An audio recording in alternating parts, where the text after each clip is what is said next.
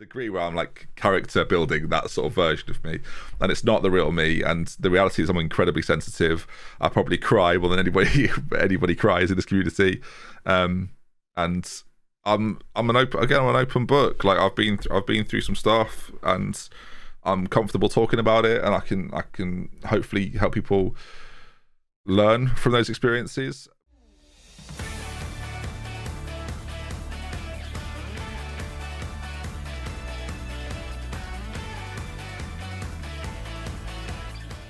Hello all and welcome to this episode of the Scouting Centre, part 2 of my interview with Dr. Benjy.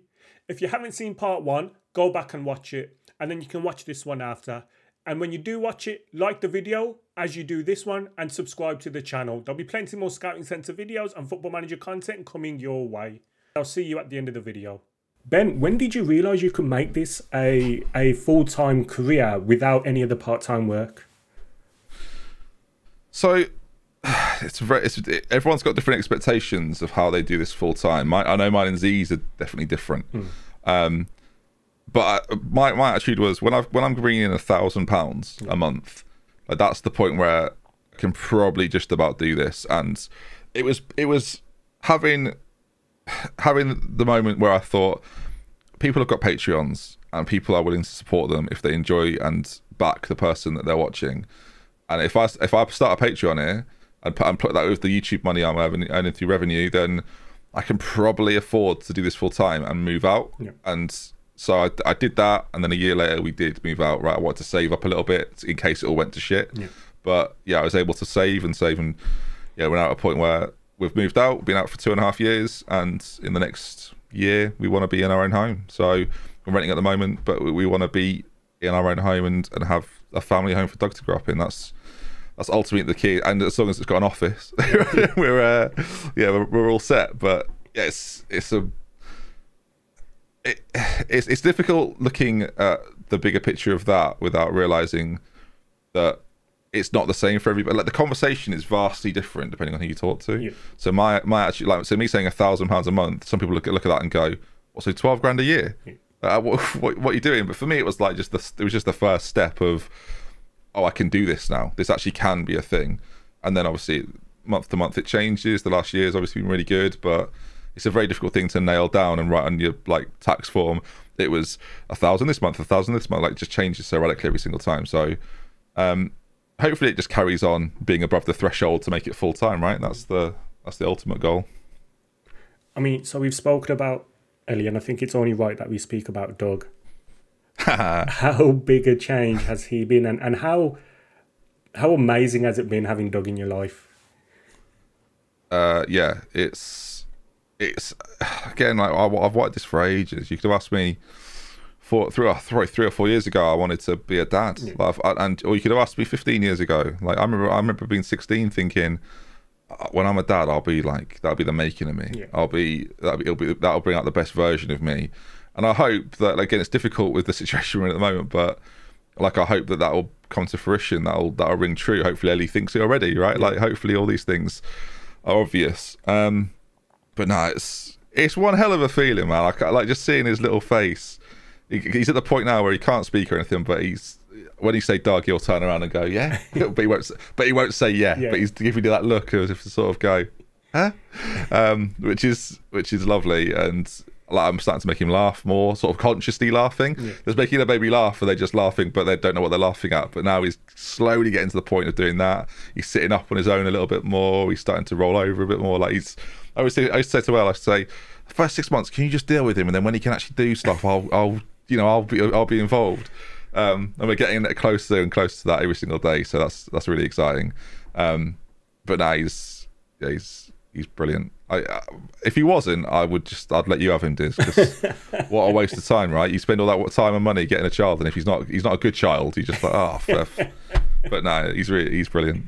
And I couldn't really say anything else, could I? I realise I'm sitting there going, oh, he's brilliant, as if anyone expects me to go, he's honestly dreadful. There's a mess everywhere. He shits himself twice a day. It's an absolute nightmare. But no, he's great. Yeah, he's but great. You are a straight shooter, so if anyone was going to say it, it was going to be you, wasn't it? Yeah, but he's doing all right. I don't know what he thinks of me. It's a good job he's not doing this podcast. What have you made of your dad so far? I don't see him 2 hours a day. He's too busy talking to people he doesn't know. So, so I don't know. Awesome. Ben, so going back to the Twitch stuff and the content creation, did you ever have periods where you felt like giving up? Because I know people have difficulty in sustaining this, because I do know things like numbers get to them, or lack of views, or time, and the pressure of content creation, because there is a pressure to it. Did you ever have times where you felt like giving up? Oh, there'd be days, right? There's no one's telling me to get up and do anything. So you have days where it's like, well, no one's telling me to, so I'm not gonna.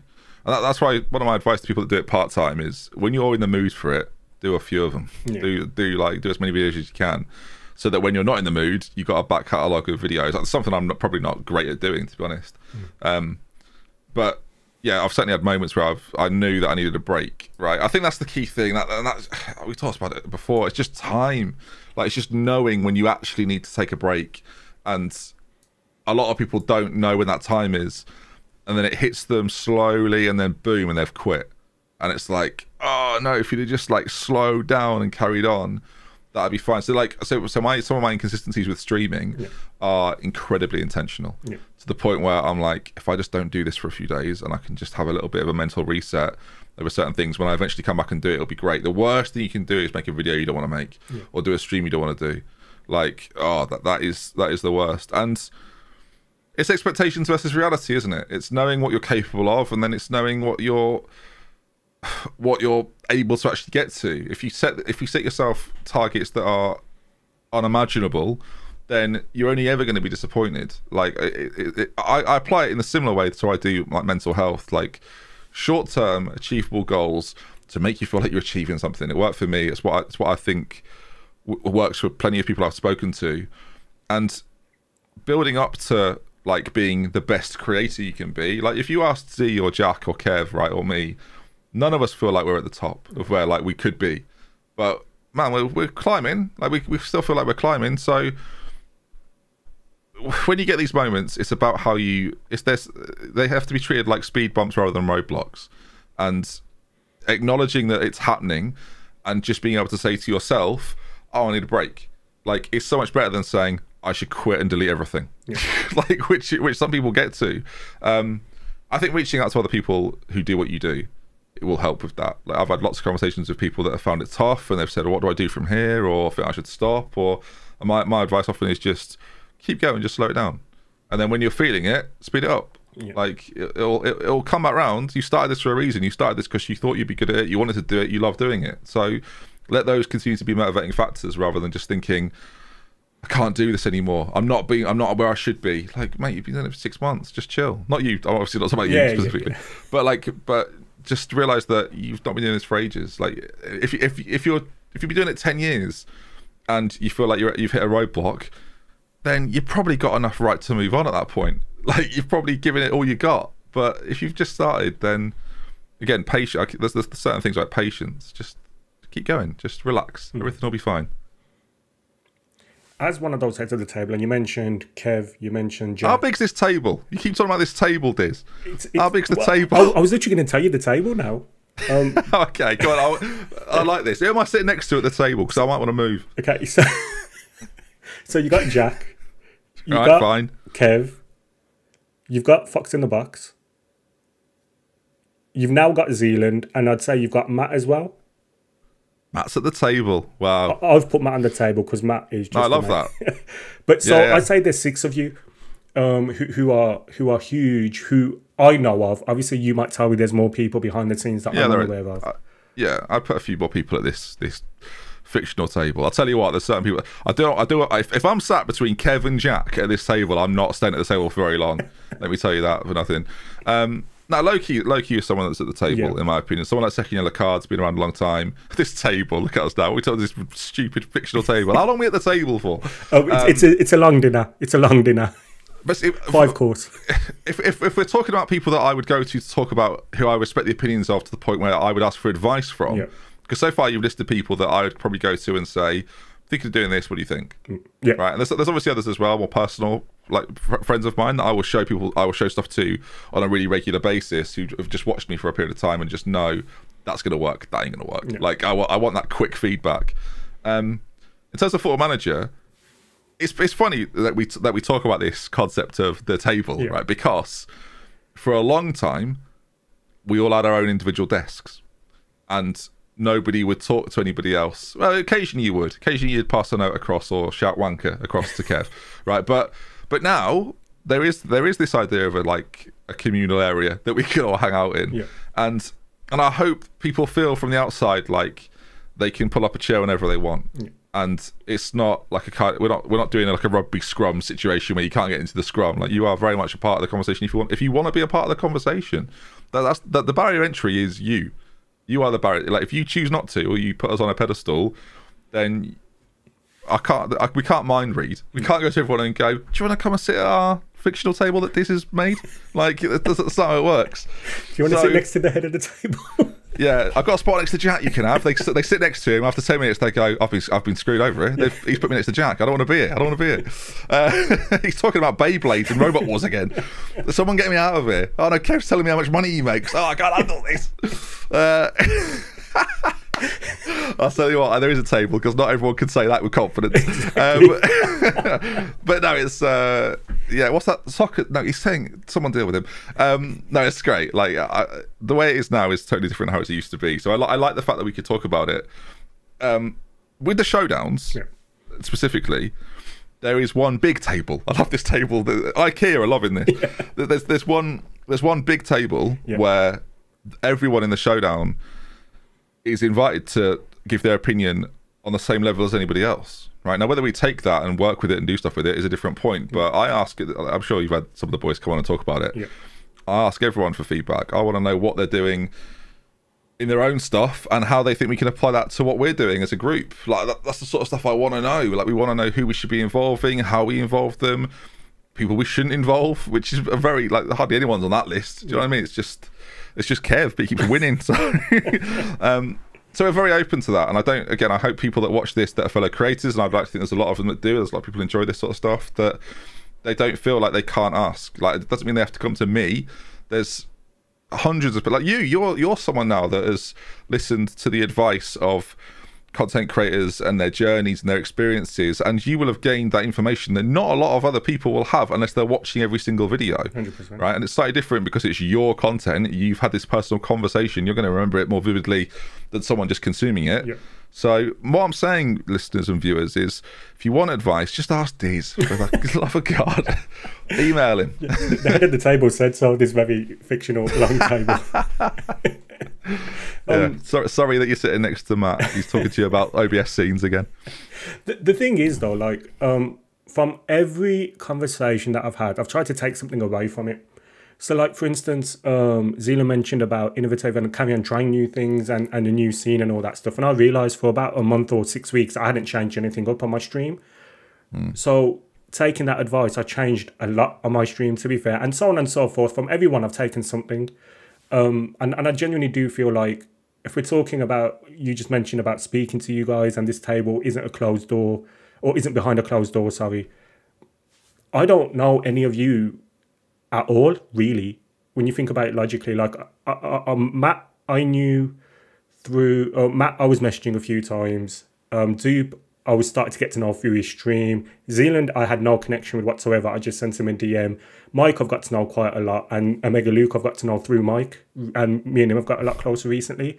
Yourself, obviously, I've known of you, and we've kind of, I kind of spamming the scouting sensor to your Discord, but ultimately, you've opened your doors, haven't you, to me, which is just an example of how you'd probably do it to other people as well. Yeah, I'm not. There was a point in time where there was an incident. I say incident, like, there's just something that happened. A creator asked me for advice, and I gave them advice. And then they just tweeted out like, "Oh, some people don't think I'm very good at this." And it's like, well, you came to me and asked me for advice. Like, I don't need you to be like that. And that put me off giving people advice, because I thought, if I'm just going to give them honest feedback, and they don't like it, and then they weaponize it and like throw it back in my face, I haven't got time for that. Like, I'd rather just focus on what I'm doing myself. Whereas anyone that comes to me with any idea, I will sit there. What I won't do is just go, I'll do that. Like, I'll say, let's have a call about it. Let's have a conversation about it. Let's see all your ideas. I don't want to just see what's written down. I want to know every little detail of it, and then I'll give you my thoughts on it. And that doesn't mean that I'm right. Like, I think that's important when you get feedback from creators and you ask for ideas. It doesn't mean we're right, but just remember you've asked for our advice on like that topic. What I would do is ask 5 creators. I wouldn't just come to me. I'd go to 5 creators and I'd go, well, they think I should do it like this. If I include all these elements and do my own thing, but follow these, what in my opinion, are guidelines, then that's a route to success. And by success, that's how you measure it. Of like, to me, if you have a channel and you start tomorrow, and then after video 50, you've got like 50 people watching it, that's success, because they're 50 people that didn't know you existed 50 videos ago. Like, you can't think of it in the way of, I must have 10,000 viewers within 50 videos, otherwise I will start a new channel. Like, that's waffle. You have to engage those 50 people the best way you can. That is your audience. Focus on them and engage them. That's the, like, there's just, I don't know if this is where you want me to go with this, but we're going there. There is a bit, and I had someone say it recently, and I thought, yes, that's what I'm going to say that all the time now. Is there is a difference between a gamer and a content creator, and they are not the same thing. Anyone can play the game. Content creator is a job. Like, now gamers, professional gamers exist, but there is a huge difference in playing and documenting your Football Manager save on Twitter comparably to making content and making the content is the primary aspect of it, like the thumbnail, the way it's presented, the editing, the description box, the tags, right? Those bits are all to do with how we integrate the content to a viewer. But like the video bit is like, Football Manager is the easiest bit. Like, anyone can record the Football Manager bit. It's what goes around it that's important. So again, base level like guidelines, and then build off that. Be like your own person. Don't and realize that your job isn't to play the game. Your job, if you want it to be your job, right? Again, that's an important distinction to make. Some people don't want it to be, but if you want it to be your job, then make the necessary step. Take it as seriously as you would your job, or take it more seriously if it's the job you want to do. I think that's important too. 100%. So you're constantly looking at new content, and you've done certain things like the AFC Thames and your new Do It Better series. How do you come up with these ideas, and who do you bounce ideas off? So when I have an idea, it's usually like I have to figure out basically what you're doing as a content creator is this is a good link. This brilliant work. What you're doing as a content creator is weeding out the bad ideas and then letting the good ones exist and rise. Right. That's the challenge. You're not just like See, this was a great question, because now it leads me to this point of, you're not just creating good idea after good idea after good idea. You're creating loads of ideas, and you're going, those ones shouldn't exist. Yeah. I shouldn't have ever even talked about them. I shouldn't have brought them up, and I'll push them over there. And sometimes you'll accidentally upload one of those ideas and realize it wasn't a good idea. Yeah. But then the ones that you know you're doing that are good, you will continue to do, and you will make, and you will be proud of, and you will expand, and you will increase like the level of work you're putting into that idea. So when it comes to creating something, it starts off as I want to do a custom team. Right, where do I do it? Well, I could do it in my hometown, that would work. But if I do it in a different country, now it doesn't connect as well. I'll do it in the capital. So that if you're not from England, you can relate to it. And most people in the UK at some stage in their life have either seen London on the telly or have been there. So they can have that instant connection to the place. They can picture it before they're even there. They can think of the greenery they've seen in London, even it's like sparse degrees. So with something like that, it was like, right, that's how we build connection. Okay, but no one's heard of Thames FC. Oh, the river. We'll do the river, actually. So yeah, Thames FC, that works. Yeah. Okay, so then how do we build off that? Okay, so we'll make it a custom stadium. Everything about it's going to be custom. Yeah, but how does that... But there's no history there. All right, let's Google it. There was a team called AFC Thames. Brilliant. Right, we'll use that. So it's just like constant adding to little bits and letting it fit your own narrative, and then being able to build a story up. And they just are born out of the original idea and making that better, right? The worst thing I see happen is someone thinks of an idea and they go, right, that is the idea. And I look at it and go, did you think about doing that? And they go, no, I thought about doing that. It's like, yeah, because you didn't actually like think about how you could make it better. You just had that first idea and then didn't grow it. And it, like I use the showdown as the example, right? If we'd have had the first showdown and gone, that's the idea, then I'm not sure we'd be in the position we're in now with it. So having an idea and taking it and building it and making it better is crucial. The way I do it is I go through that process. Yeah, I'll reach out to people. I'll say, what do you think of this? Do you like this? I'll show them different designs for things. I'll say, I've just had this made. What do you think? They'll go, looks dreadful. I'll go, right, lovely. Put that over there. Next one, show them another one. What do you think of this? Better, but not good. Fine, throw that one away. Next one, we'll show you again. And so that could take, so you've got, again, timing, right? If you're focusing on November, there's a new game coming out, you've got to be prepping in July so that if you have problems, you can fix those problems. Which makes sense, to be fair. But then with your ideas, you're like the inspiration for a lot of people, obviously being as huge as you are in the Football Manager community. Does it ever bother you if people do something similar to you or even the same as you? It depends what it is. Like if you put your own twist on it and your own idea on it, then I've not got the monopoly on Football Manager saves. If you do your own Football Manager tournament, I don't have the monopoly on Football Manager tournaments. Like I want to see things that make me think we never considered that. So when I see people do things similar to me, I'm hoping they're like innovating. I hope they're looking at it going, I can, like, the best thing I hear is, right, I saw what you did, I thought I could do it better. I'm like, let's see it then. I want to see this. I want to see what you think you could change, because it might be something that I think I'm going to implement that into what I'm doing. And a lot of my inspiration comes from outside of the Football Manager community. I watch get like gaming stuff all over the place. I watch loads of different streamers on different varieties of games and stuff like this. I watch different YouTubers, whether it be gaming or a lot of lifestyle stuff, a lot of like cooking stuff, a lot of news things and like hot sports coverage, right? I watch all sorts of stuff and try and integrate all those things into what I'm doing just in Football Manager. And then it's a quicker way to expand what you're doing into areas that people aren't seeing or thinking about. So we've got to talk about it. You're the premier event in streaming as far as a lot of people are concerned, the Streamer Showdown. How did that come about? It was fortunately one of those things where we were all bored enough to work together. So finally happened. It was a conversation. I think Pine and Curty and Foxy were in a thread just talking about like playing each other. And I've had this big idea to do a Football Manager tournament for a few years now, and a lot of the guys know about this. I talked about it with them when we've met them in person. I was working with a company called Gfinity, who are like the premier esports company in the UK, and I've been talking to them and continue to. Right, it's an ongoing thing. That pandemic stuff is a problem. We were going to put on this big tournament for not just Football Manager creators, but like the wider scope of Football Manager. And it's just that just obviously hasn't come to fruition. And with everyone working online and having an incredible amount of time, all of a sudden at weekends where you can't go out and get drunk anymore, so you have to sit indoors and play Football Manager. We found a way to make that a thing that people could be excited about. So obviously we started off with 8 of us taking part. They all just ran within a Discord server, and we joined up. We all played each other. There was a league table that was just existing within the game, and then we had a knockout portion to that. It's crazy to think that we did this without a lowdown. Yeah. Looking back, like I can't even really remember how the first one went, but I guess it went right. Kev keeps winning, which is really annoying. But from the build, from making it and starting it, that started as a conversation, and then the second one happened, and it was like, well, who's in the second one?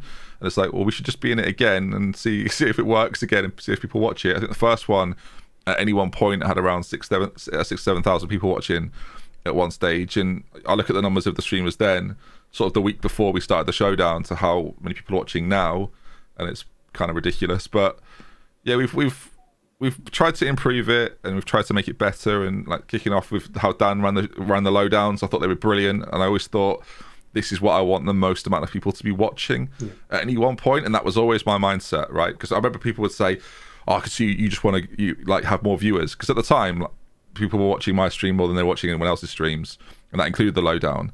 And I would privately be saying, I want this to have the most viewers. I don't care about like what I'm doing. This should have the most people watching.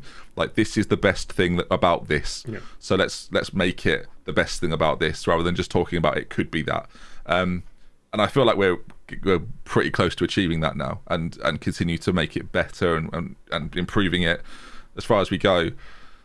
Where it moves from here will be interesting, but the way it's built up to having 9 people, the draft with 2 days, like it's a 5-day event now. Yeah. It's gone from being a 1-day event to a 5-day event. So it's a lot of fun. It's a lot of work, but I wouldn't change it. Like this, I think, as much as having Doug was the making of me personally, I think professionally this has been the making of me as well.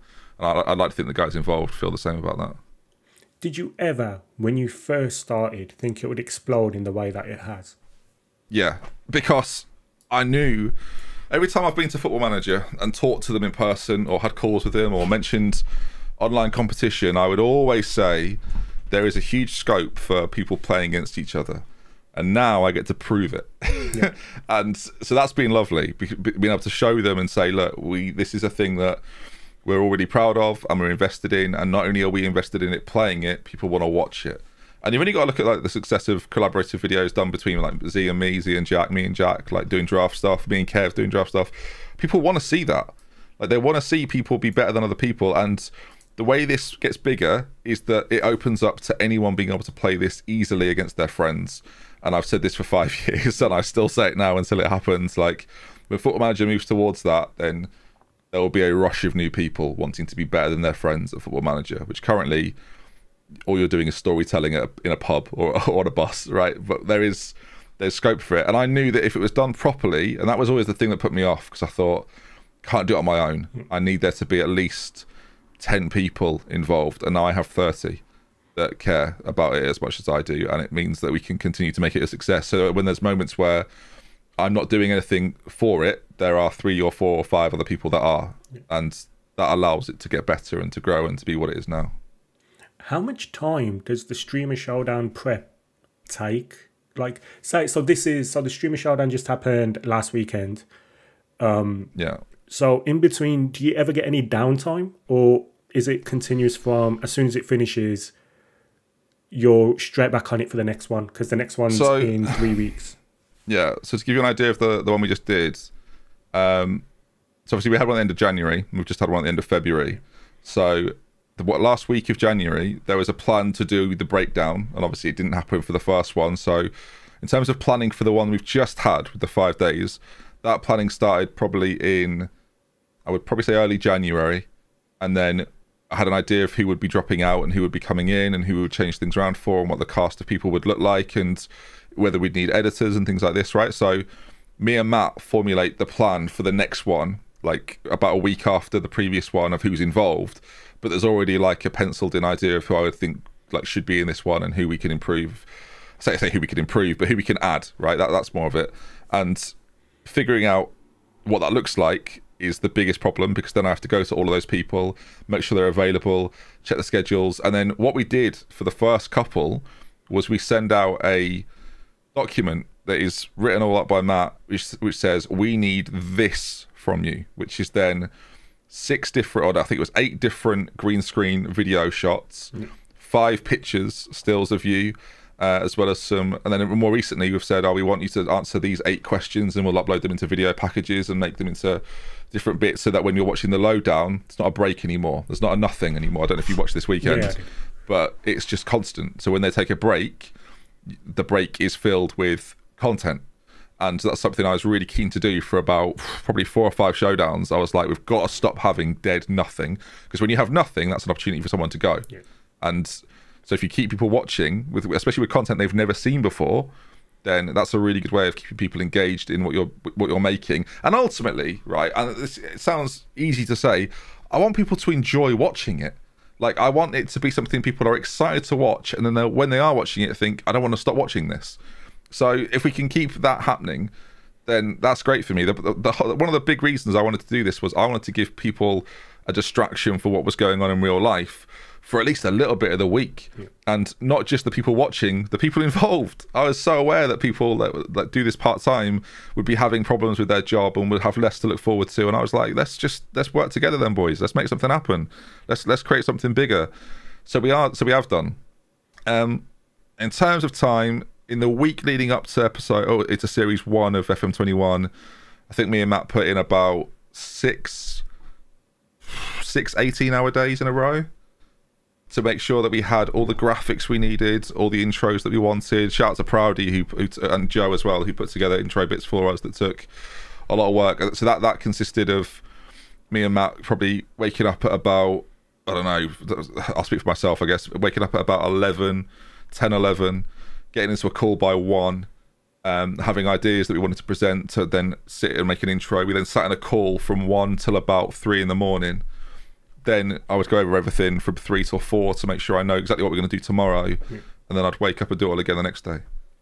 So that was that was a long week of putting stuff together. For this one, it was slightly different. There weren't as many things to do for this one. We didn't have to redo everything, and of course we had to integrate the KFC sponsorship again, and make sure that that's all covered. And yeah, it just so every day it's probably a couple of hours of my day, every day, probably the 3 weeks. So like this week, after just having one, has been pretty chill. I don't have to worry about it so much. But then next week we'll be right back on it again, figuring out who's involved and what those people need to do, and whether they need to send us stuff if they haven't already, and setting up all sorts, whether it be, I don't know, website stuff or Twitter stuff, or man, there's just like so many other little bits that we do in and around what we're actually creating that we want to improve. And now we've got the breakdown, it's a matter of making that better and how we continue to make that better. So yeah, that's the next part of all of this, really. And then what must be such a proud moment for yourself, being a Twitch streamer, having the premiere event on Twitch, and then all of a sudden, well, not all of a sudden, obviously you planned it, but you are on a Saturday evening on the front page of Twitch. That must have been such a proud moment for yourself. Yeah, and not just for me, right? I think a lot of the guys involved, whether they'd been in one before or whether they were in that one, felt like I did that. And I hope they did. I hope they took immense pride in that. I said that in our meeting afterwards. We always have a debrief for a couple of hours afterwards, and I said, I hope you're all as proud of this as I am. Like, I hope you are, and not just of like me or the people that put it on, but you being involved and putting time and effort into making it this. Like, we are on the front page of Twitch from 7:30 to 9:30 in a 2-hour like prime time Saturday spot to be on Twitch, and we did that. Like, it started off as a Twitter thread, and we did that.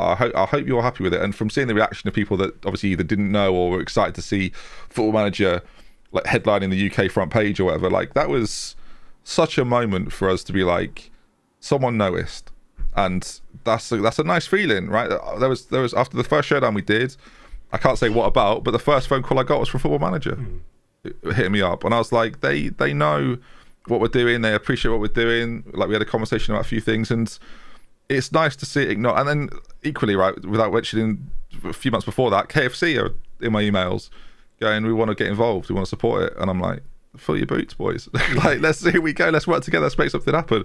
So it's been a constant ride of making it better, and we've gone from having 80,000 people watch the final one of FM20 to 250,000 watching the first one of this year, and the one just gone went up another 100,000 to 350,000 people viewed it at some stage during the weekend. So we and whether it will sustain that or continue to grow, or there'll be dips and stuff, that's just how that's anything, right? It's like saying the England game isn't being watched as much, but it's just like you can't really help how that changes game on game. But we're so I personally, and I think from talking to the boys, that we are so proud of what we've put on, and I think there's this desire to want to be involved and to want to make it better. And with people asking me how they can help out and do more and be involved and make it better, like, it will become better, and it will stick around for a lot longer. That was my fear when we first started, of, well, what happens when everyone goes back to work? And now I feel like we're so established that people will give up a night out to be involved, which is huge. 100%. And then what are your future plans with the Streamer Showdown? I'd love to take it live. I'd love to take it around the country. I'd love to take it around arenas. Well, not arenas, obviously, but like theatres. Fill a theatre of 300-400 Football Manager fans. Do it live. Get people involved. Have them be assistant managers. Have it be screened. Have maybe like have a semi-final period. Then do that could be like part one of a live show that we do. The second part can be like a Q&A amongst creators that we could take around the country. Start of London. That's something I would love to do. I'd love to be able to give back to the people that watch in a physical way, of being able to do meet and greets and have people come and hang out with us. It's something that we've never really done as a community, right? We've met up as creators at Football Manager and things like this. We've done charity matches, but in terms of meeting people and talking to people that watch your videos and support what you're doing, like, I'd love to be able to buy people a drink and say thank you for being like a big fan of what I've done, and thank you for giving me a chance to actually do that as a job. Like, I'd love the opportunity to do that with people, and doing it live would enable us to do that on a mass scale, right? Like, I'd love to be able to book in like 4 nights over 4 months in London or something like that. But I think terms of format, I talked about it a little bit recently with some of the boys, that I'd love to do, if we do 10 a year, you do 4 online and then you do a live summer final and live winter final. Somewhere, and that would be really cool. So small steps, but we talked about it before, right? I want to think big. Like, I'm not interested in just doing this on Twitch forever. I want to do it on Twitch as the hub, but I'd love to be able to take it live in the same way that esports events are. We know we're not an esport. We know that we don't exist in that world, and I don't want to exist in an esports world. I think you then compromise what you are. I think there's room for tactical analysis and tactical battling, but the idea that there's this huge skill gap is not there for me, really. So I want us to be able to continue to grow it, and I think following the route that like esports organizers have taken over the last sort of 20 years, that we are at the start of that journey within what we do. And I think what we do on no budget almost, and put on a show that is being recognised by KFC, by Football Manager, by Twitch is pretty remarkable. And then obviously we talk about your performance in the Streamer Showdowns. I said we can talk about anything you want, Diz, just not this, mate. Just not this. I conveniently left it off the questions, but it just seemed like a nice segue. Right. Obviously. Yeah, go on. So yeah, two-time finalist. You should have introduced me as two-time finalist, but here we are. I didn't want to start it off with like a non-winner, obviously. Yeah. You've got to the final 2 times. You're runner-up 2 times. I mean, this season in Football Manager 21, you tried the mind games, which was hilarious because you went to Foxy and you just said how well he was going to do, which totally threw Foxy off. And then in the second one, you've tactical Ben. Where do you go from here? Obviously, you've said that you're not going to be on any future showdowns of 2020, but 2021. But we did the poll. Everyone wants you in there. How can you improve, and where do you go next? I can't believe this. What a question. I feel sick. Where can I improve? I think I was pretty. I can't believe you. I thought I did really well in the last one. I thought I was pretty unlucky against Foxy. I think I'd have beaten Z and beaten Niran as well. But it's easy to say that when you've not beaten the first person. Foxy was the one person I didn't want to face. I think I'm going to start to. I make no mistake, I really do want to win. Yeah. Like, I know everyone else is trying to have fun, and I'm like trying to have fun and trying to banter people off and stuff like this, but I actually really want to win one. So I can be like, yeah, have that, everybody. Yeah. I've won one, then Kev can throw 5 in my face. But yeah, I think part of it was just being calm and just like taking the time, thinking logically about it. I've played the game for 20 years. Like, I've got a decent understanding of what happens. Do it better has sort of shown people that. Yeah. So I think, doing more of that and trying to figure out, like, building a squad that then fits how I actually want to play is quite important. Where I don't think I've always done that very well. So whether I'm in another one, Diz, I'll have to see what the boss says. So right. So right now, as we record this, I genuinely don't know what I'm going to do. So we will see. There'll be a conversation between me, Matt, and a few of the other boys, I think, and we'll come to some sort of arrangement. I might have to buy my way back in. That might be the route. Or some sort of forfeit that I can be in, but I've got to do this thing. I don't know. I've not really thought about it. We'll come to hopefully some sort of arrangement. Is it fair to say that Football Manager is basically as important as anything in your life? Yeah, kind of. I do feel like I could probably see, this is part of doing like the GTA stuff recently. Yeah. I feel like I could probably turn my hand to most games and present them in an entertaining way. But don't get me wrong, people watch because I'm playing Football Manager. That's why they've signed up. It's not as important as my family. Yeah. But it's certainly it's certainly a close second or third. Right, it's up there, along with probably sport. Don't know what I'd do without sport. I'm not sure I could give up sport very easily in terms of like watching it these days. Yeah. But no, it's giving me a path to a career, and I'm very thankful of that, and I'd like to think the guys at Sports Interactive know that. I've spoken to them about it. I've the fact that they've been able to produce a game that has created careers where they've not had to offer people jobs. I think it's kind of crazy for them in what is very much a solo game. The idea that people can have careers based around it is, I think, it's still a bit surreal for them, even though they've met us all. But yeah, how can I say it's not important? Look at the life it's given me so far. It's been pretty good. Have you ever been able to enjoy any of your success? Yeah, am I allowed to talk about New York? because I've got this thing where people don't like me talking about it because I would talk about it a lot. You can talk whatever you want, Ben. Thanks, mate. Well, when because there's a backstory to this. I told it on stream recently actually, but I'll repeat it for you. Is that when I first met Ellie, 2008, it's a long time ago. Isn't it? Scary that. We used to sit on the field outside our college and say, like, talk about everything, right? And one of the conversations was, where would you want to go in the world? Like, where would you want to go? And almost within the same second, we both said the words New York. And so I talk about all this like downtime I had, all this sort of like painful period I went through of not doing anything and not achieving anything. I'm just thinking, like, one day I'd love to take you there, but how the hell am I going to do that? Like, it's so far away from me right now. I don't know how I'm going to achieve it. And I used to, like, not only was I concerned about what my parents thought and what Ellie thought and like my own well-being, I didn't want her family to think she was getting into bed there, but that's obviously happened at some point. But like getting into a relationship and getting into a life with someone that wasn't doing anything. And there was that point where we got on the plane to go to New York, and we went in premium rather than just the regular sort of economy. And she sent a picture to her mum of us like sat in it, and I just thought, yeah, I reckon they trust me now. I love Ellie's family, and I think they love me as well. I think we're okay at this point, and we get on brilliantly. And I don't think they ever would have said to me, like, we're worried about what you're not doing. But there was definitely a point of when we went to New York for that first time, and my silly job, which doesn't make sense and is difficult to explain, was able to take us to New York, not once, but now twice. I think there was this moment of, okay, he's doing all right. We can trust him now. I think everything's going to be fine. And I remember sitting in New York and thinking, yeah, I did it. Like, which conversely, there's a part 2 to that story, really, of like, oh, I did it, I made it, I got to the place I never thought I'd get to, like sitting in Central Park, sitting in Times Square, sitting outside the One World Trade Center and things like this, and just being like, I've seen this on telly 100,000 times, and now I'm here. What actually happened to me in the months after that was I couldn't motivate myself because I felt like I did it. I got there. Like, what else can I do now?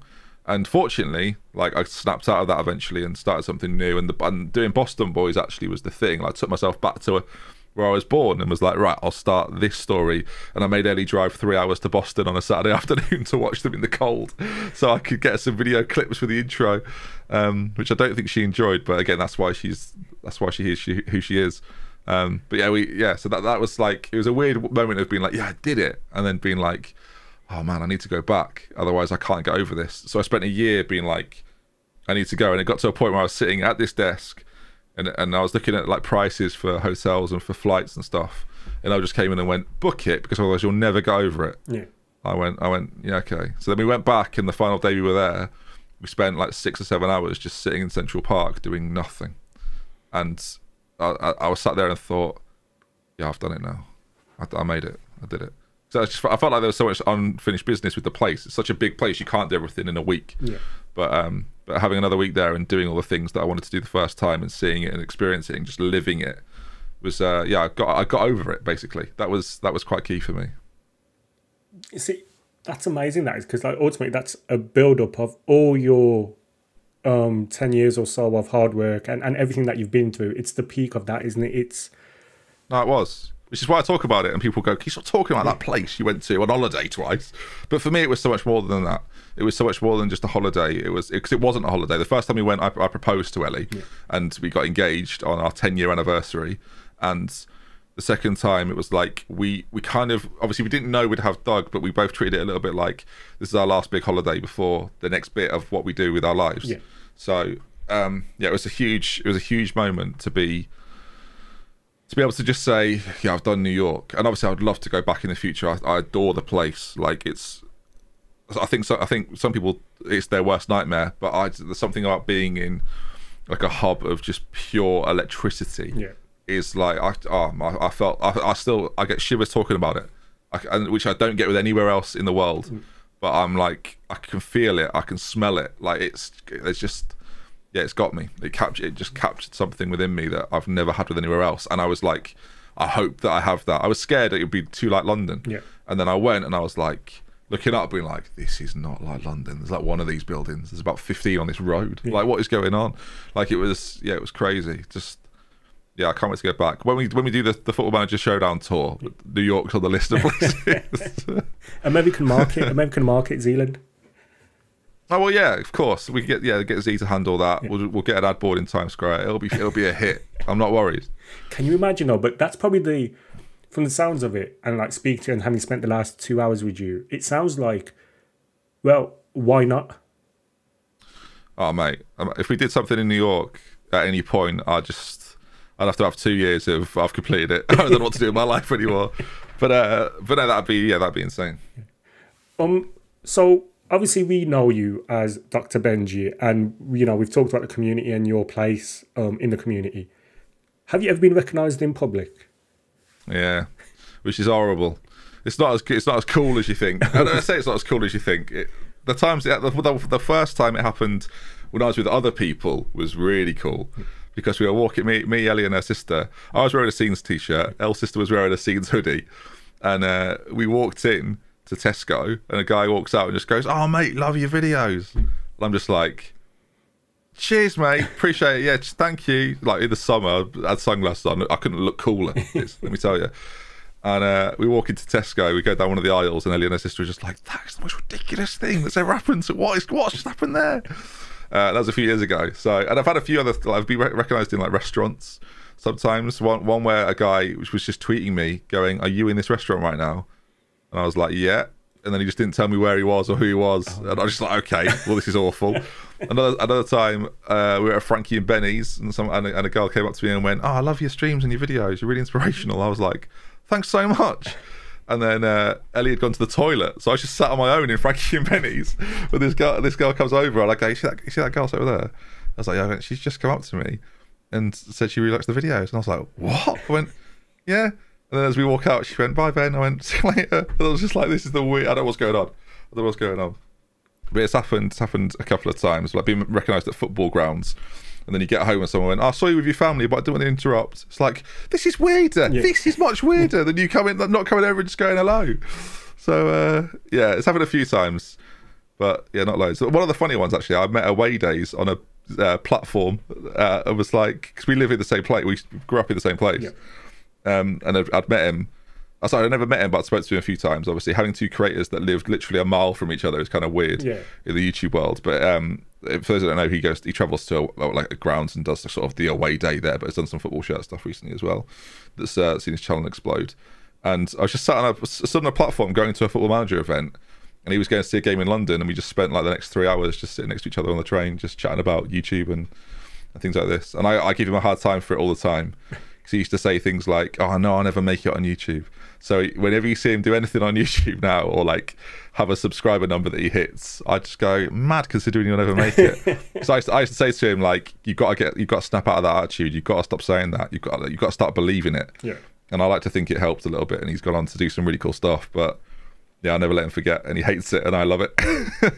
It's thinking your reality, isn't it? Yeah, it is part of that. I think he was the sort of person that just didn't want to believe that like it would ever become something. And I used to say to him, "Then it won't then." Like, but as soon as you start thinking it can happen, you'll start working for it. And yeah, he definitely started doing that, and he's had some great success. What have you found most difficult about streaming, and how have you overcome these difficulties? I think that when you start a stream and you know you're not into it, and like you've done half an hour and you're like, "I'm not enjoying this," and I thought I would. You can't do a half an hour stream, so you do another like 2.5 hours, or another an hour and a half, and then you end it and go, "See you later, guys." Then you get off and go downstairs, and I say, "Well, I shouldn't have streamed then because I didn't love it." Fortunately, that's happened like twice in the last 2 years, so it's not been too bad. But that's not great. See, I'm sure some people say when someone comes in and gives you abuse, but that's like, I love it. I love when that happens. Don't come and do it, but like, oh, when that happens, I'm like, "Oh, you don't realise what you've just done. This is going to be fantastic."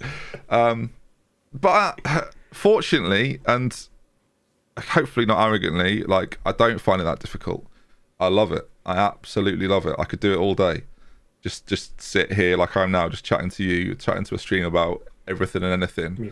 I get a huge thrill from doing it. So yeah, it's not something I dread, or it's not something that I don't look forward to. It's just something I'm excited by. Like, I look forward to hitting record. I play the same song before I actually go live. Yeah. Not even the one that opens my stream. I play there's like 3 or 4 songs actually I play to get myself like in a sort of I'm about to be live state. I did that a lot during the summer. I used to have a playlist that I used to listen to for every single stream to get myself like mentally ready to entertain people for 4 hours. So that was yeah, no, the secrets, right? All the secrets. I do the same, to be fair. In relation to though, but then let's talk about your stream style, because your stream style is a bit of everything, isn't it? There's times where you're like really open about yourself. There's times where you're quite witty. There's times where you're chill. There's times where you're proper like on form, kind of as in like taking the mick out of everything. You're quite a versatile streamer, aren't you? I think you have to be when you stream. I think if you become one-dimensional, it won't get any bigger and you'll get bored. Like I think you have to make the most of the moments, and then when there aren't moments, just keep being you, be open, be honest with your audience, like have that relationship with people and get to know people that watch, right? Like don't be afraid to do that. I find people sometimes are constantly chasing the audience they don't have, and I sit and watch and I think, like, focus on the people in the room. Like, don't worry about the people who are looking outside or like looking at the windows. Like, worry about who's in here giving you their time. I think people are getting better at that, because that's something I used to say a few years ago. But I go into streams now, and they like what I'm loving right now with streaming in the Football Manager space specifically. And I'm sure you feel the same looking at it. Maybe you never thought about it. I'm seeing communities pop up all over the place, and I used to say to people, build your own community. Don't worry about what I'm doing, Jack's doing, Z's doing. Build your own community, and don't get me wrong. If you're a viewer, like, and I am part of I'm part of James Alcott's community. I like to think I'm part of Second Yellow Cards community. I watch him quite often. I think I've got a relationship with Z's audience and Kev's audience, right? And I think me and Jack share a lot of people, so there's slightly different. But like, don't be afraid to be a part of multiple like streamers communities. I think that's like such a cool thing. Like, it enriches your life online, I think. So that's something I continue to try and do, and I say I'm sure you notice it as well, and I'm sure you feel like you've got one yourself. I hope you do anyway, of these little communities that are cropping up, and they go from being little communities to 1,000 subscribers after 5 years of doing it, right? And that's to hark back on something we've said previously, like time. It seems like it's going to take forever, and sometimes it does. But like, it's amazing where you can go to in 5 years, or in Z's case, a year, right? Like, you do the right things, you make the right steps, you come in with the experience, you can make it happen quickly. But don't go too quickly. Don't go too quickly in your head, right? Z is the sort of person that can do it. He's a bad example, because not everyone can do what he does, because he's got this background in broadcasting that he's been doing since he was like 14.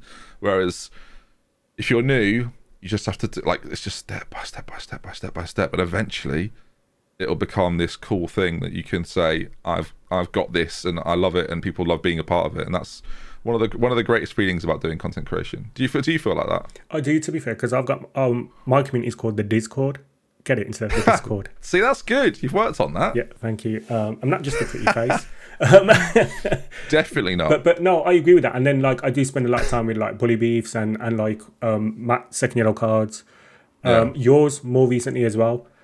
Dupes, I mean, they're quite big. And you're right, you do feel like, and you've seen the same faces like Sweet Left Foots and Mega Luke's now lately as well. They're just off the top of my head, but like, you see the same faces, and it's always nice to kind of like have a home, if that makes sense. Yeah. Because people are like, oh, Diz, how are you? How's things going? And same with other people, you catch up with other people. And then in the Discord itself, it's always nice to be able to speak to people and kind of know more about them than just, I'm the guy on the other side of the screen. Yeah, of course. I think being open to, much like I am with creators, I say to my community all the time, if you ever need anything, you know where I am. Yeah. Like, I'm not this person that just is totally unattainable, that you can never talk to. I don't care how many people watch on YouTube or watch on streams. Like, obviously, if everybody does it at the same time, it's difficult to get to. But if people reach out now and again, whether it be emails or messages or whatever, then I'm usually pretty good at getting back to them. Yeah. The worst thing that happens is when I'm sitting with Doug and I'm reading through some stuff, and I start a reply to someone, and then Doug's sick, and I'm like, oh god. Then I close that and watch a YouTube video and just forget about it forever, and then get contacted in 3 weeks going, did you see that message? I'm like, oh god, yeah, you wouldn't believe what happened. But I can't give him the whole backstory of my child was sick on me. So that's something new for me. But yeah, procrastination or just distraction is the biggest. I think most creators would say that, actually. Being distracted or procrastinating when you shouldn't be is like the biggest issue to productivity. Yeah. What are your future plans in relation to your content creations? I will change things next year for 22. Sorry, I will change how I approach things. I think I will become more streamer led, which will then allow me more time to make better YouTube stuff. And I think that's something I want to do now. I've done the series stuff. I will still do a series, and I will do multiple series, but it will be different. It will not be the same. I will do something. I will do something better in what I perceive to be better, and I'll put more time into it. I can't say what this is. And again, right, you asked before about the showdown. Yeah. When does the planning start for that? It's just become March, and I'm already thinking about November. Yeah. Like, I'm already thinking about what we'll do. And maybe I'll bring it forward, right? If I see there's a moment where Thames ends and I've got a gap, maybe I'll do it then. Yeah. But there's definitely already this idea of I will change how my productivity exists so I can continue to do this full time and get more out of it from like a mental health standpoint, that I'm not sort of like in the vault of content creation all the time, yeah. But at the same time can do better things because I'm giving myself more time to do those things. So that's how it will change. I can't be really specific on that right now because ultimately I don't actually know what that will become, but I know what it won't be. So and that's taken me a few years to figure out. I can only do the same YouTube series over and over again before like we all get bored. Yeah. So there has to be a cut-off point for both of us. I mean, this content creation, and I don't just mean Football Manager, but I mean like, and I don't mean YouTube or Twitch. Content creation consumes your life, doesn't it? Pretty much. Yeah, it's the most full. I'm sure like there are other jobs I would rather not do, yeah. That are far more intense and requires a lot more skill and a lot more time and a lot more everything, right? But there's not many jobs that. The big difference between this and a normal job is that in a normal job, you go to the job at 9 o'clock, you finish at 5 o'clock, and between the hours of 5:30 and 8 a.m., you're not really thinking about it because you don't have to. Mm. Whereas with this, I wake up, I check my iPad, I check my emails, I check my Twitter, I check my Discord, I see how everything is going across those things. That might take half an hour. Then I'm monitoring it all day while at the same time doing a stream, making a video, and then the last thing I do before I go to bed, I check my emails, I check my Discord, I check my Twitter, and then I sleep, and then I wake up and I do it again, and that's been like that for 5 years. So there's not really a switch off button, and that ultimately as well, right? I talk about this. I spoke about it earlier on, potentially in part one, yeah. where I when I first started doing YouTube, I wasn't hugely successful at it. I had a few thousand subscribers, but like ultimately I didn't grow to the levels of the people that were around me at the time, and the peers that I had did. Yeah. And the reason for that is that I didn't put in the amount of time they were putting in, and I thought I was. And that was the big difference. And now when you make it your life, it's very difficult to avoid. If you talk to Kev or you talk to Jack or Loki or Z, right? And Z's like, in that I'm young enough to be able to do multiple things right now, yeah. Whereas like my child is his Syracuse like university stuff, right? So that's sort of the difference. Yeah. But it is always on your mind. You're never not thinking about it, like, and that includes criticism as much as it does positivity that comes your way. And it's wholly consuming. And if you're watching this and you're a creator, and I know a lot of creators watch this because it's interesting, right, for creators to see how other creators are doing things. My advice would be that if you're not willing to put in that time, then you should stop, because it won't be good for your mental health, and it will end up, and I'm not saying that amount of time from now, but what I'm saying is, like, by the time that it becomes full time, if you don't think you could handle that full time, then it's not a path you should go down. Because I'm someone that doesn't think, I don't think people under like 16 should be on social media. Like, I don't think younger people especially should be put on a display to be criticized to the level that they can't handle at such a young age. And I also don't think being judged upon your popularity online is healthy either. Like, I get sometimes when I get my hair cut or I go to the opticians, right, and they ask you what your job is, and I say I'm a YouTuber. Yeah. They go, oh, my son loves YouTube, he'd love to be a YouTuber. And the first thing I always say is, tell him to focus on school first. The YouTube thing can come later. Like, I discourage any parents from letting their child become a YouTuber. So I think it's so unhealthy.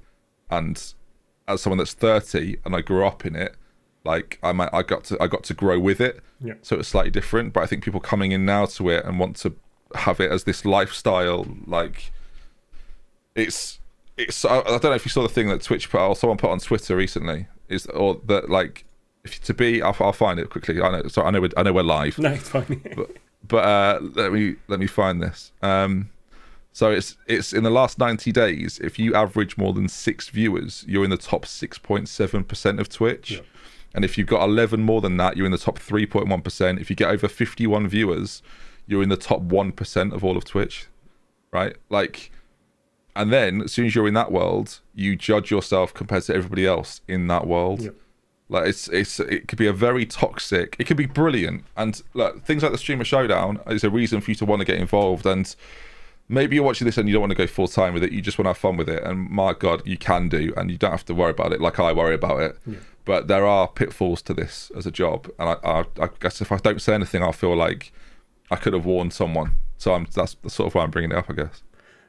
It's not all sunshine and rainbows, is it? There's a lot of work, and with that work comes a lot of pressure, and with that pressure comes a lot of pitfalls that people can fall into. There's a lot of people making judgments. There's a lot of people criticizing you. Now, sometimes they're right, and that stings more, but sometimes they're wrong, and you have to decide, do I justify this, or do I leave it? And that's tough to do, especially the younger you are, the tougher it is. Like, I'm at a point now where I'll ignore most things because I just think this ain't worth it. I'll go downstairs and give Doug a cuddle and think I'd rather be doing this. Like, I don't have to waste energy and time on that. But again, that's an experience, and that's a time thing. Like, you're at a point now where it's still quite fresh to you, and no one's really criticizing you, but it'll happen. Yeah. And you know, that'll be difficult to swallow because you'll feel like I'm just trying to do the best thing I want to do and like have fun with it. I don't deserve this level of criticism. And that's how it starts for everybody until suddenly you're stepping on people without stepping on them, if that makes sense, right? That's where frustrations come from streamers, when they see people they think that, and I speak as someone that went through this. You see people doing something that you don't think is as good as you, and that's the point where you turn to being someone that wants everyone to succeed to someone that wants to see certain people succeed, and that includes you. Yeah. One thing I haven't touched upon, which I feel like I need to, is we heard a story with like Omega Luke, and how you mediated between him and FM Scout when all the stuff was going on, and ultimately you did that for the betterment of the community, because you didn't want it to continue and harm the community more than it already had. Yeah. You obviously take your role in this community very seriously, but a lot of people don't get to see that. It must be frustrating then for you when you are constantly criticised for not putting the community first. Yeah, I don't. To those people, I don't have to justify it. Those that have spoken to me or interacted with me, or I've helped out here and there, like, they know. And that's more important to me. And as long as they then like respect and understand that, then like there's never a problem for me. With things like that specific thing, like Luke made a video about it, FM Scout did statements about it. Like, it wasn't as if it was a private thing. That was one of those situations where it never gets better until you talk, and that's something like I try and express all the time. If you've got a problem with someone in this community, talk to them. The best thing that ever happened to this community was there was an event where not 8 of us, but 20 of us met in one weekend. And all of a sudden, all the barriers came down, nowhere to hide, and everyone noticed what people were actually like. And then I think people saw, because I think I had this attitude, or people saw this version of me that was like, this gobby, arrogant prick. Yeah. And they met me in real life, and they were like, oh, he's worse in real life, but at least he's honest. Like, he's an honest, cocky, arrogant. Well, yeah, but it's not like that, right? Obviously, there's a degree where I'm like character building that sort of version of me, and it's not the real me. And the reality is, I'm incredibly sensitive. I probably cry more than anybody cries in this community, and I'm an open book. Like, I've been through some stuff, and I'm comfortable talking about it, and I can hopefully help people learn from those experiences. So when it comes to disagreements that happen within the community, some people will look at it as I'm getting involved or I shouldn't get involved, and it's not my fight to argue, and you're just getting involved to be involved in the drama. And a lot of it, like a lot of it is unseen entirely. No one even knows I've said or done anything. And then some of it is a little bit more open because it needs to be, or someone like Luke will mention it, right? And I'd like to think that is pretty much the first anybody heard of it. Like, it was about a year ago now, and I knew Jamie from FM Scout, I knew Stam a little bit, I knew Luke a little bit, enough to be able to say, and I'd seen the situation before, so I was like, just have a conversation with one another. So I sat in a call for an hour with two of the boys and just said, talk about your issues, find some common ground. You do the same thing. Like, this doesn't have to be an argument. If you feel wronged, then apologize. If you feel like you've been right, apologize, and then just move on. Like, we don't need to sit and let this fester forever. I said to them, I said, once you've had this conversation, I don't want to see this talked about again. Yeah. Like, because then all you do is, right, then people have to, the reason I step in and things like that is then what you get is splits because people feel like they have to pick a side. Whereas if there's no side to pick, we just carry on. Yeah. So I'm keen to avoid those sorts of disagreements because I was also coming from a place of, I really like doing showdowns with loads of people. I want that to carry on. Yeah. I don't want to have to not include people because they don't get on with that person, and things like this. And I've never had that come up at any point, right? So we're open to get people involved in that sort of thing, and it comes from us having a mutual respect for all of us. Now, look, you might not think X person's content's very good. You might not watch that person's content. You might not watch my content. You might not watch like Zealand's content. But as long as you can respect that we're all doing a similar thing, and our end goal is to entertain people that want to watch it, then I think that's a lot easier. I think someone that's turned public perception around in the last few months, and I think the showdowns helped massively with that, is Lelujo. I think Lelujo seemed like someone that was in his own bubble. I had a very frank I don't think Kev will mind me saying, I had a very frank conversation with Kev about how the perception of Lelujo is different to how Kevin Chapman is. Yeah. And how Kev is someone we've all met and I think we all get on with, and Lelujo seemed like this caricature of Kev that was a little bit, do I say this like, was a little bit money hungry. Yeah. That was a little bit obsessed with being popular, was a little bit obsessed with being like a famous creator, would sit on a pedestal. And I'm sure these are things that would be thrown at me. And I had a conversation with Kev and I said, that's not you. I know that's not you, but people think it. And the only way you subvert that is by being more like the real version of you. And I think there's hamming up your character in showdowns, right? But there's also being open and honest to people where they can identify and respect what you're doing from the outside rather than just your audience. You'll already have their respect. But if you want to, like Kev, I remember Kev did a thread about, it was the first time he felt like he had sort of like mates within this industry. Yeah. And that was becoming part of the showdown stuff. And we all felt that as well. But there was still this like awkwardness of, like you still don't quite click with some of us. And I said, as soon as you let that barrier down, you will be able to talk to any of us at any point and feel like you are part of like what we're putting on all the time. And I think if it's not obvious now with the showdowns that that's what happened, yeah, then you're never going to see it, right? Like there's obviously rivalries and there's obviously like I want to beat him every time I play him, and none of us want him to win another showdown.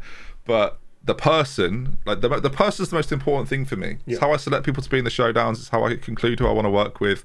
It's how I decide whether I want to even talk to someone online. If I think you're a nice guy or a nice girl and you are someone that I feel like could fit in with everyone else, then I'm the most open person. I'll talk to more people that disagree with me than agree with me. Yeah. For like periods of time. I've spoken to people in the last couple of weeks that have felt they didn't enjoy like what we were doing with showdowns, and I said, well, let's have a conversation about it then.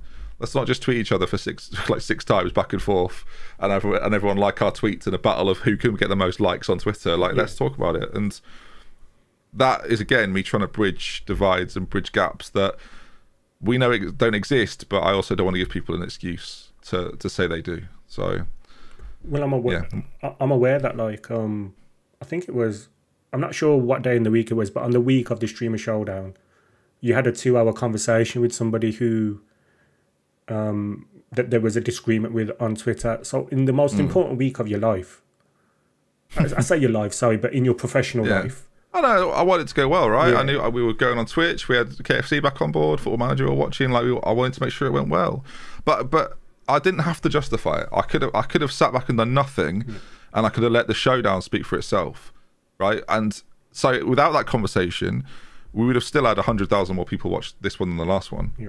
Like I didn't have to say anything. KFC was still going to sponsor it, right? The guys involved were still going to be involved. I wasn't going to change anything. But I'm still like I had a very similar conversation to this conversation where I talked through the processes of what we do and why we do them. Yeah. And I'm trying to find middle ground, and whether that conversation went well or not is sort of beside the point. I knew at the end of it I couldn't have done much more. So here we are. We're coming close to the end now, and I think one of the things I want to ask you, because we started this on Tuesday. It's Thursday now. You won't believe it. Friday? What day is it? I've lost all sense of time. Today's Friday still. I thought it was a Thursday. Here we are. Look. 26 hours later. Yeah, that's it. What's the best thing about being a content creator? Money. No, I don't know. What's the best thing about being a content creator? I think it's a lot. Look, a lot of my friends come from this, and it's a bit cliche to say it, but like someone like Matt is not just my like business partner at this point. He's one of my best friends, and someone like Jack I've known for 6 years, one of my best friends. Whether like someone like Proudy, I went to New York with. One of my best friends. I wouldn't have met all these people without this community. So, and I could name another like 15, 20 people that I'm very close with, right? A lot of the WeStream boys, like Dupe, Dave, Joe, who are part of that. Some of the guys that just do content. Someone like Kev is becoming a better friend of mine in the last few months. Of course, Z's mum. Me and Z's mum are like best friends these days. No, she said. I'll show it again. She sent me cereal. So what more do you need? So yeah, it's been fantastic to get to know so many people and to be meeting those people in real life. I think that's one thing that we've really found tough actually, is that we would have had a meetup at this point. Like we'd have done a big meetup in London or something and all met up, but obviously we've not been able to.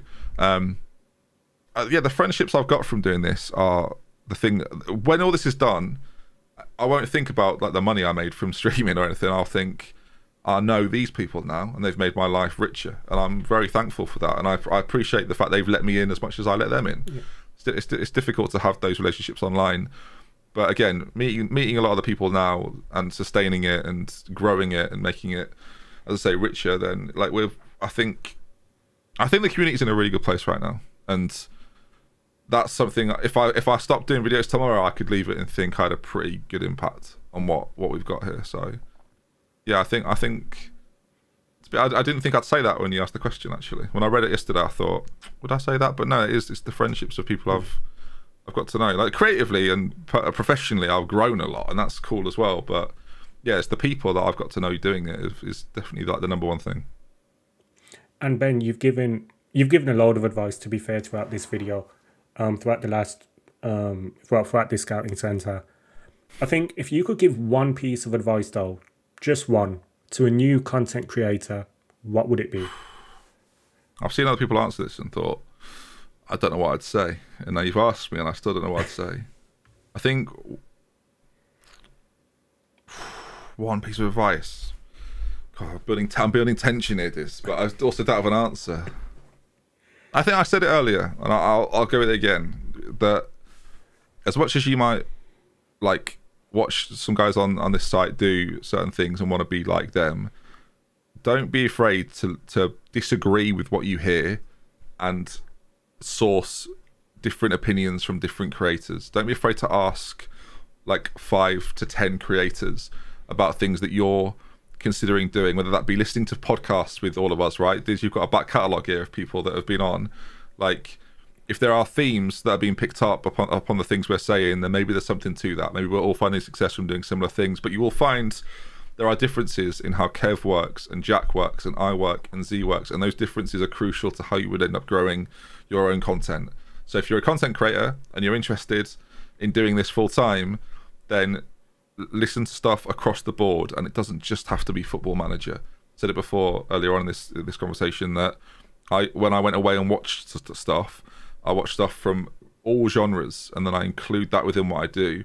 Take the things you enjoy and like, apply them to your own content. I've given about 4 bits of different advice there, but like ultimately, listen. Yep. Just listen to what people are telling you, and then make your own decision. You might listen to the things I've offered advice on or stuff, and you might disagree. And if you disagree, that's absolutely fine. Now go and prove that there's a way different to everyone else and do it.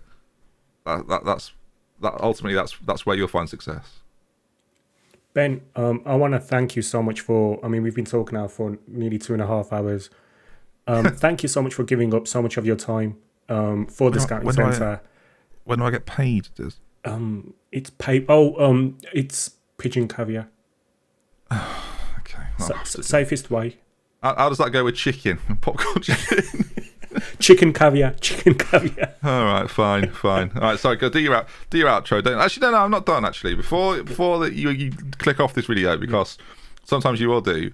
This is doing something that many people have done in the past, but not as detailed as this. This sent me through 44 questions in preparation for this. I read through about half of them, and it's definitely, and this is the sort of content that I would love to see flourish and do well. And this is someone that strikes me that is very passionate about doing this sort of thing. So if you are enjoying watching this and you've got through both parts, then please, by all means, do subscribe to him and watch and learn from other creators.